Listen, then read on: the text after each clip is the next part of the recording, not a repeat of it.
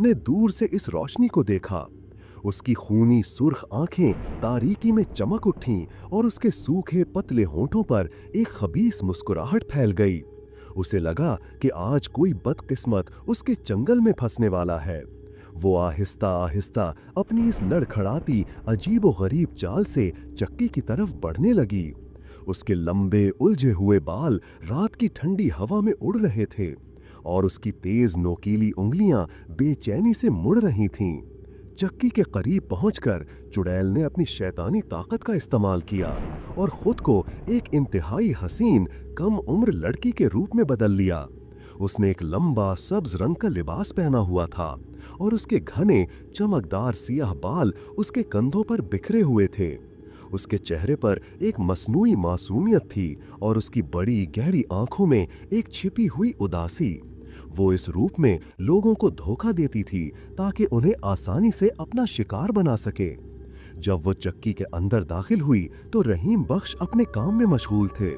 उन्होंने सर उठाकर उस हसीन लड़की को देखा तो हैरान रह गए।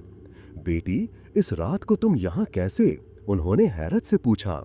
उन्होंने उसे एहतराम से आग के पास बैठने को कहा और खुद दोबारा अपने काम में मशगूल हो गए, लेकिन उनकी नजरें उस लड़की पर जमी थीं। रहीम बख्श एक तजर्बाकार और ज़हीन शख्स थे। उन्होंने लड़की को गौर से देखा और कुछ चीजें उन्हें अजीब लगीं।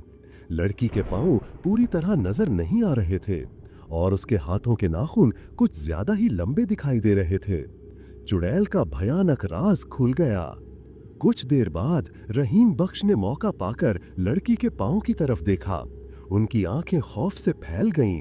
लड़की के पांव उल्टे थे, जिसे वो अपने लिबास के अंदर छुपाने की कोशिश कर रही थी, और उसके हाथों के नाखून तेज, मुड़े हुए और कुदरती तौर पर भयानक, बिल्कुल वैसे जैसे उन्होंने कहानियों में चुड़ैल के बारे में सुना था।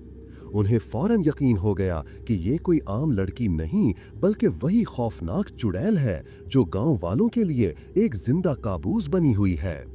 रहीम बख्श घबरा तो गए, लेकिन उन्होंने अपनी घबराहट को अपने चेहरे पर जरा भी जाहिर नहीं होने दी। उनका चेहरा पुरसुकून रहा, लेकिन उनका जहन तेजी से काम कर रहा था।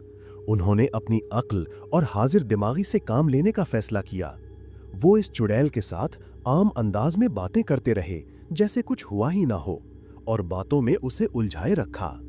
उन्होंने महसूस किया कि चुड़ैल हूबहू उनकी हर हरकत की नकल उतार रही है। जब उन्होंने भुने हुए दाने आग में डालकर खाए तो चुड़ैल ने भी वैसा ही किया। जब उन्होंने गर्म चाय की चुस्की ली तो उसने भी पीने की नकल की। रहीम बख्श ने